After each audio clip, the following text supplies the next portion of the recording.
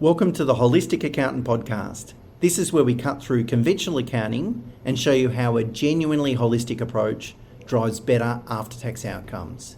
It's not about ticking boxes or churning out tax returns. It's about strategic advice that builds lasting wealth. If you find this episode valuable, leave a rating and share it with someone who will benefit. Over the holiday period, we're sharing what was the most popular podcast over the 25 calendar year. And this podcast covered strategies around minimizing CGT. So things such as maximizing superannuation contributions, maximizing the discounts available to you, and how to reduce things such as your cost base, or increase your cost base, sorry. We covered items also covering sort of the small business CGT concessions and how do you access them and the eligibility criteria. So let's just get into the replay. Welcome to the Holistic Accountant Podcast. This is where we cut through conventional accounting and show you how a genuinely holistic approach drives better after-tax outcomes. It's not about ticking boxes or churning out tax returns. It's about strategic advice that builds lasting wealth. If you find this episode valuable, leave a rating and share it with someone who will benefit.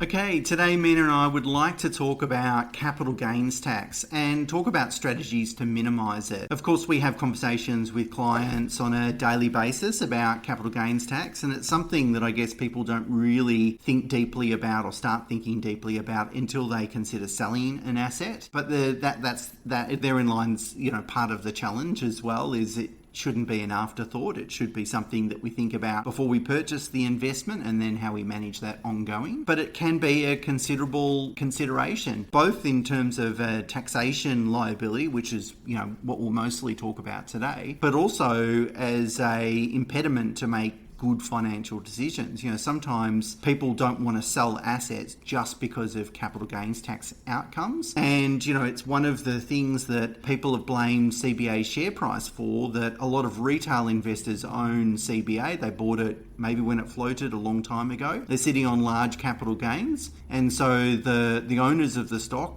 there's not a lot of depth in terms of them wanting to sell it. And then international investors come along and create a lot of demand for CBA, and of course then the share price rises. So we can kind of see it in a day-to-day basis how CGT liabilities can really hamper good quality decision making. And I think if we firstly understand how CGT operates, and then how we can potentially minimise the impact of CGT, hopefully then that gives us better context for making longer term financial decisions. So the first component is understanding how capital gains tax works, and obviously the most common example is when you basically sell an asset, so you're selling a property or a share or something similar. But where people sometimes make a mistake is if they transfer an asset that they own to someone that they know or a related entity. So for example, it could be a share that they own personally that they transfer into a family trust. Now, so basically any change of beneficial ownership will trigger capital gains tax. And the way capital gains is calculated is it's added to your taxable income. And now, assuming you're an individual, you'll be paying tax at 40%,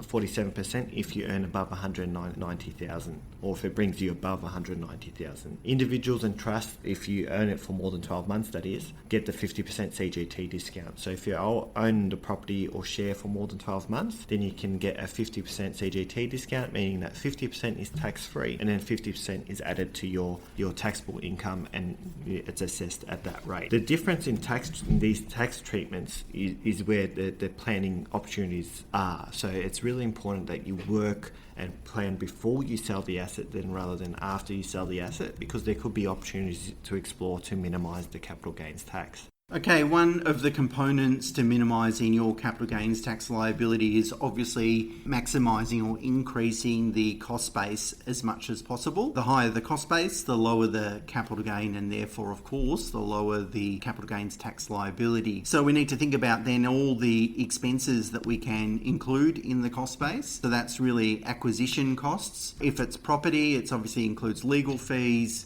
any fees that you paid to a buyer's agent, any fees associated with property inspections, these sorts of stamp duty, of course, is a big one. These sorts of costs all go towards the cost base. Of course, then there's any capital improvements that you've made to the asset, net of any depreciation benefits claimed. And that's an important aspect, by the way, that The law says that the cost base should be reduced by the amount of depreciation you could have legally claimed, not if you have actually legally claimed that depreciation. So that's an interesting point, because it just means that, of course, we're always going to claim depreciation when we're able to do so, but it really just means that we absolutely should, otherwise we'll be double taxed if we don't. And then any other sort of costs or improvements that you might have made to the asset over time. And this can be really important when we have mixed use assets, a holiday house, for instance. If we have made capital improvements to that holiday house, obviously we don't get the main residence exemption, if it's not our primary place of residence. But again, these sorts of improvements and costs that we have spent on this asset all go towards reducing the cost base. So it all comes back to really great record keeping and making sure you and your holistic accountant are on top of this to make sure that you do have that good record keeping, because it's really challenging if you have to work back and think about what are the expenses that occurred 10, 15, 20 years ago.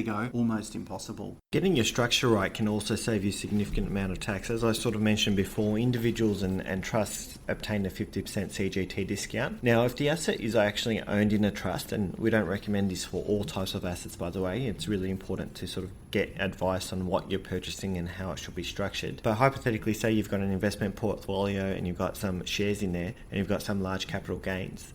If it's in a family trust, you've got the flexibility to distribute that to multiple beneficiaries. So consider that, husband, wife and children, for example, all might be different lower tax rates, for example. You can distribute that gain capitalising on their lower sort of marginal tax rates, and each one of those individuals will allow you to get the 50% CGT discount. Now, it's important that if you're using a family trust, that you consider the streaming provisions. Now, what the streaming provisions allow for is, or basically guide you to, is that it allows you to sort of stream, as sort of the word mentions, different types of income to different beneficiaries. So, for example, if you've got one beneficiary who's got no income or very little income, you would likely want to distribute franked income to them so they can get the franking credits or the tax refunds back. Similarly, with capital gains tax, you wanted the ability to distribute CGT or capital gains events to various individuals that might not capture sort of franked income or unfranked income. You just want to utilize them to stream the capital gains tax to them. And it might be because they've got carry forward capital losses to utilize. So it's important to review your trustee and ensure that your distribution minute captures who the capital gains event will be distributed to. And if your deed doesn't allow streaming, it can always be varied or updated to allow for a streaming provision. One of the other things you could consider, this is not going to apply to everyone, of course, but whether you can utilise the small business CGT concessions to minimise or even eliminate any capital gains tax. Now, this would be most common, not always, but most common in scenarios where a business owner owns the property in which they operate their business from. And that's not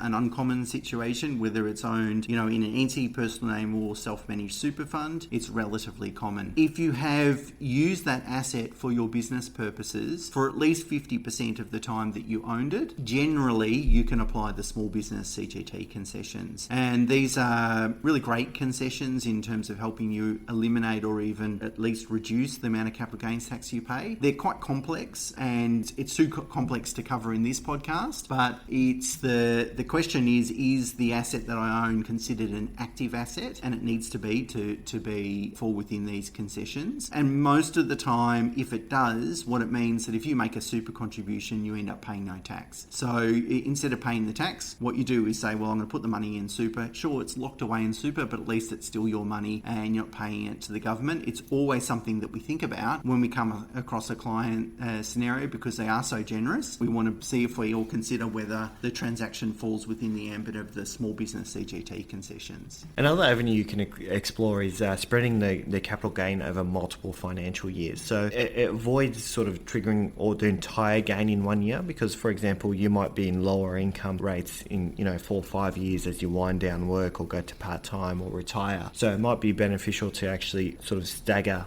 the capital gains events over multiple years. So a common example that we've had in the past is around parents who have purchased properties for their children, and it's all in their name, but want to sort of gradually give those properties to the children over a number of years, but they don't necessarily want to pay the upfront tax there and then whilst they're still working. So So strategies we've explored is around selling part of the property, say 10, 20% of the property each year over a number of years into a family trust or to their children. So this allows you to sort of delay the capital gain tax and deal with the capital gain tax in each and every year on that small gain, and it increases the cost base for the person, for the trust or the individual that's receiving it. It works in a very similar way with shares. We explore avenues around gradually, for example, doing off-market transfers into super funds to get those shares into super, and doing that as a contribution strategy as well to offset capital gains tax. So it allows you to utilise multiple tax-free thresholds or take advantage of multiple rate gaps between spouses or family members between financial years. Next, we can talk about owning a property or any assets really inside a company. And in the Investopoly podcast earlier this year, I recorded episode 350 where I talked about the benefits of that. So the benefits of owning an asset inside a company is that you can retain the gain within that entity, and sure, you pay a flat rate of 30%, whereas with the capital gains tax discount outside of a company, of course, it's taxed at your highest marginal rate, or up to your highest marginal rate, 47%, but you get a 50% discount. So outside, the maximum you'll pay in terms of CGT is 23.5%. Inside a company, you pay 30%. So it's natural for people to go, well, that's more than outside, so why would I do it? The benefit of a company or crystallising capital gain in a company is, sure, yes, you've got to pay that 30% tax up front, but you get a credit for that tax. That means that you can pay a dividend out over the next 10, 15, 20 years, whatever you want, and spread that credit over that period of time. And essentially what it means is you pay the tax up front and then you gradually spread that gain over many, many years, and hopefully it means you pay less tax. Well, I did some numbers in that podcast and worked out that you can, potentially reduce the gain to about 10 to 14%. It just depends on how long you can spread that gain out for. Let's say 15% if you like. So it's 23.5% up to 23.5% outside of a company, and potentially around 15% inside a company. Now, one of the downsides or potential downsides, again, depending on how you structure the company and how you structure the debt around the company, is negative gearing benefits. If you structure it correctly, you can maximise your negative gearing benefits and also minimise the capital gains tax, but it's really important that it's structured well. And what I'd say is go and have a listen to episode 350 in the Investopoly podcast, and we delve into that a little bit more detail. Lastly, it's really important to time the sale to maximise tax efficiency. So try to be proactive about this rather than reactive. So I'll give you a couple of examples how you can benefit from it. So the first is around delaying the sale into a lower income year. So, you might be going on maternity leave or going into retirement or go down to part-time work or have a gap year or so forth, where your income might not be as high. So you would wait until that occurs for you to actually incur the CGT event and pay the tax, because between tax rates you could be saving yourself tens of thousands of dollars. Similarly with if you come to sell after 30 June, so as you know, the capital gains event is based on contract date, not settlement date. So if you're to push a sale to 1 July, so as an example, let's use 1 July 2025 as an example, you're likely not to pay that tax until 15 May 2026, so 15 May 2027. So it gives you a whole almost two years to benefit from the proceeds of those funds, where you could actually utilise those funds for investment before needing to pay the tax. It might also be prudent to realise certain capital losses before year end to offset gains. So,